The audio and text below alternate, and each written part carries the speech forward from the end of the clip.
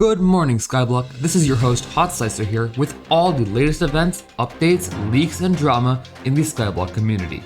Now, let's get right into our first story. Filming live from the Nether Fortress, our first story is about the massive Alpha Network update that shocked the community. The island you see behind me will very soon look very different. For about 2 hours on March 8th, the Alpha Network rolled out its second stage of the Nether REVAMP update, fully opening the gigantic island for MVP++ and YouTube ranked players. This island, although massive, turns out to be surprisingly easy to navigate given a good enough mana pool. As expected, this area is freakishly difficult. It is safe to say nobody will be one-tapping these mobs anytime soon. Boasting over 50 million HP, defense, and a ton of cool abilities, there are dozens of mini-bosses scattered around the island. While much of the update and progression is still unknown, here is what you will need to prepare. Let's turn it over to our gear specialist. For this update, max damage is key. 3/4 Frozen Blaze with a Warden Helmet and Blaze Pet is optimal. For weapons, an Emerald Blade, Giant Sword, Dark Claymore, or Shadow Fury are all solid options. You will want to reforge talismans for as much damage per second as possible, which means max attack speed and high ferocity. Luckily, these mods take no knockback when ice sprayed, so buying an ice spray wand will be very valuable. And finally, these guys pack a punch, so some useful healing items include a Florid Zombie Sword, Hyperion Wither Impact, and a Plasma Flux Power Orb. Alright, and that wraps up our first story. If you're enjoying the news so far, hit that subscribe button so you can stay updated on all the latest Skyblock news in our short, detailed, and well-made videos.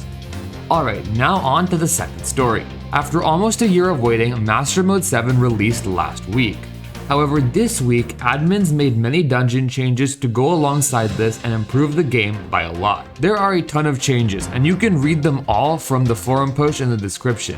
The main changes include instant opening of dungeon chests, massive cooldown reductions to M7 and Floor 7, changes to the behavior of dragons in Part 5 of M7, Bats being given fire resistance, and Healing Bow being patched outside of dungeons.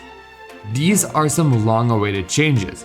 Not only do they make dungeons less frustrating to play, but they also reduce downtime while grinding. Overall, very great stuff by the admins. Alright, and now for the last story of the evening.